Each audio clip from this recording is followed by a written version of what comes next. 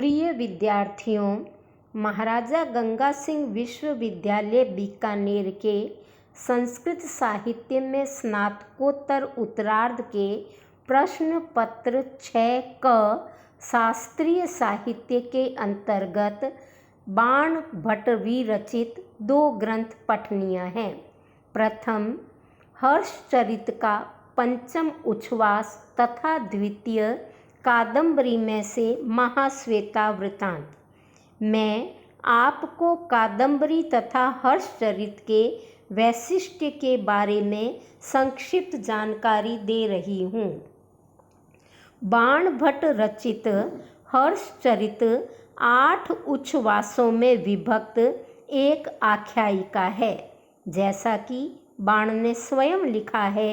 तथापि नृपतेर्भक्तया भीतो निर्वणः कुलः करोम्याख्यायिकां मोधौ जीवाप्लवन चापलम।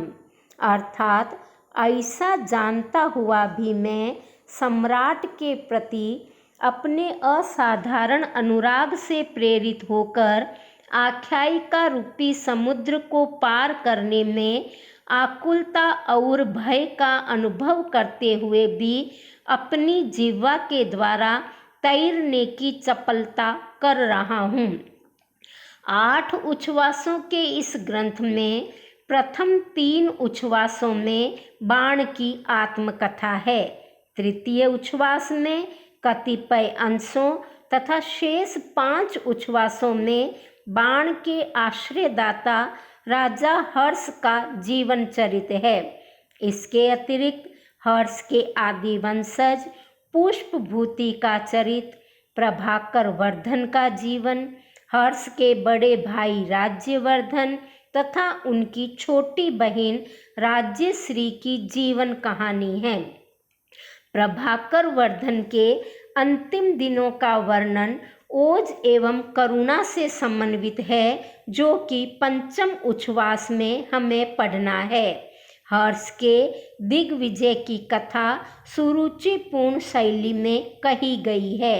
वह विंध्य प्रदेश को लांघता हुआ मालवराज को जीतकर राज्यवर्धन की मृत्यु के कारण हाथ से निकले हुए मालवराज की सेना तथा खजाने पर अधिकार करता है।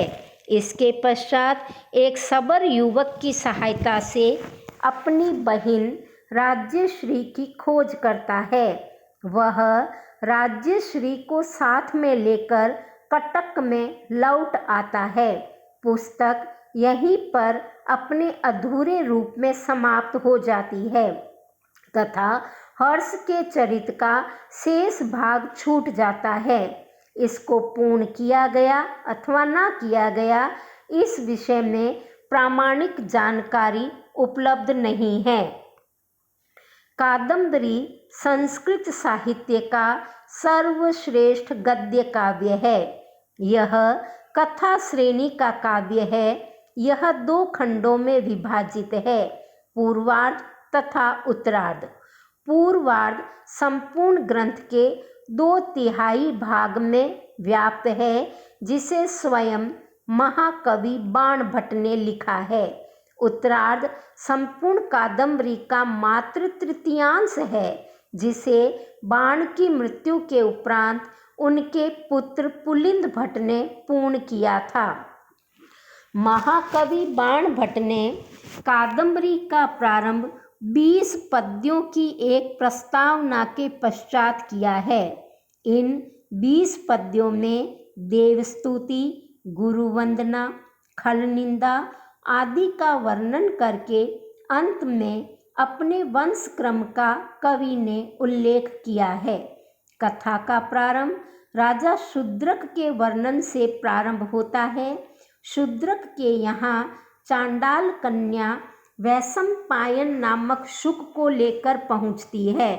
शुक सभा में आत्मवृत्तांत सुनाता है तथा यह भी बतलाता है कि वह किस प्रकार से जाबाली के आश्रम में पहुंचा और अपने पूर्व जन्म का वृत्तांत उसने किस प्रकार ज्ञात किया।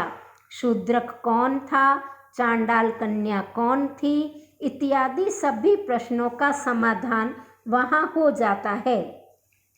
इस विशालकाय वर्णन में 3-3 जन्मों की घटनाएं गुम्फित हैं। राजा शूद्रक ही पहले जन्म में चंद्रापीड़ था और उससे भी पूर्व जन्म में श्वेत केतु का पुत्र पुंडरीक था। महाश्वेता एवं कादम्बरी का एक जन्म का ही वृतांत है। महाश्वेता की कथा तो कादम्बरी के प्रेम की भूमिका मात्र है। इस कथा की प्रधान नायिका कादम्बरी है, जिसके की नाम पर इस ग्रंथ का नामकरण हुआ है। वस्तुतः कादम्बरी के पात्र गंधर्वलोक, चंद्रलोक तथा मानवलोक की जीवन विभूति हैं और परस्पर एक दूसरे पर प्रेम और आत्मसमर्पण के लिए कृत संकल्प है। कादम्बरी की कथाओं का मुख्य तत्व प्रेम ही है। बाण ने